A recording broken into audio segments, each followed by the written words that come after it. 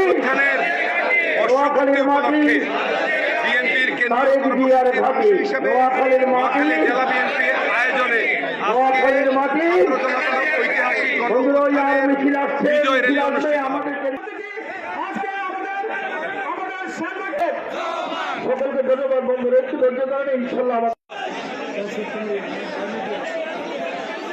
যারা বক্তব্য দেওয়ার কথা ছিল আমরা সময়ের সব আমাদের রাজিবাদী